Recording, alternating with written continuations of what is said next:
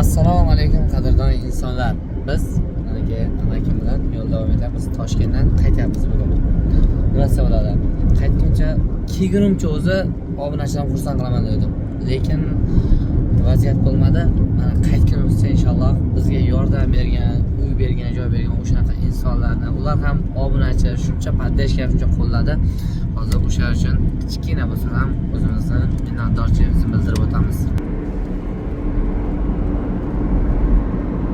Şeyde yotgan edik, eslaganlar bormi? Kanalni bo'yib. Aka, ikkinchi oilamizga to'xtayapmiz. Eslaganlar bo'lsa, Jizzaxda kanalni bo'yida yotgandik. O'sha joyini topib bergan akalarga ham kattagan rahmat. Kichkinagina yo'q. Sovg'amiz bor. Rahmat, Qaddeshga uchun. O'zbekiston. Eslasangiz biz bir kecha qurilishda qolgan edik. O'sha qurilishga bizni shuncha hurmat qilib, o'sha joylardan olib borgan. Endi o'shadan u insonlarni hurmat qilgan holda oldiga boryapmiz. Qaddesh O'zbekiston qadrdonlar, bizni hurmat qilib, mana shu yerda Vishtochka degan joy, Samarqandda, Bulung'urda mana shu yerda qurilishda akalarimiz mehmon qilishgan edi. Biz ham qo'ldan kelgan joyimizni minnatdorchilik bildirish uchun shu yerga keldik hurmat qilib. Qadrdonlar, akalarimiz oldiga ham yetib keldik. Akalar qurilishda ishlaydi ekan. Bizni o'sha sovuq havoda shuncha mehmon qilishib, joy bergan. Rahmat kattakon. Akalarimiz ham o'zingiz ham adashmasam uzoq joydan keyin mana shu yerda ishlayapsizlar. Jonlaringiz omon bo'lsin, ishlaringizga omad. Hech qachon tan jonlaringiz kasallik degan narsa o'zi bilmasin. Alloh har kimning boshini omon qilsin. Rahmat. Qadrdonlar, eslasangiz Qashqadaryo Saroy to'yxonasining orqasida ham bir akamiz uyida qolgan edik. Zapravka o'chiq ekan hozir. Akamizga ham o'zimiz sovg'alarimiz azmas bo'lsa ham Qaddeshga qana O'zbekiston joy berganlar uchun kattakon rahmat deymiz.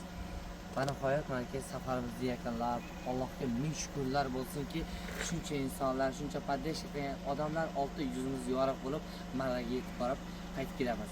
Va akamizga uy joy bergan uchun, bizga non tuz bergan uchun rahmat aytish uchun yana bir bor uyga kelib akamizdan xo'sh turgan joyimiz.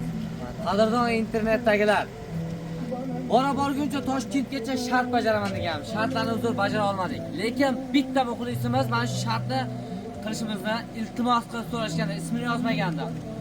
Qo'lingizdan kelsa, bironta baland tog' cho'qqisiga chiqib, "Ona, sizni yaxshi ko'raman" deb baqirib ayting deganda. Men nafaqat onamni, otamni ham juda yaxshi ko'raman. Davlatim otam, jannatim onam. Men sizlarni juda yaxshi ko'raman. Qadrdon internet, biz mana yarim 11 dan oshdi soat. Mana shunaqa tog'li hududga akamizning uyiga keldik. Qaddeshga O'zbekiston. Rahmat.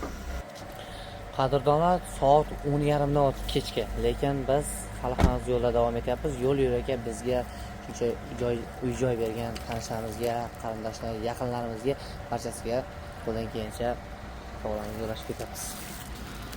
Rahmat kattakon. Bunga amakim yordam berib ketyapti. Kattakon rahmat. Qadrdonlar, eslasangiz Qashqadaryo Saroy to'yxonasining orqasida ham bir akamiz uyida qolgan edik. Zapravka o'chiq ekan hozir.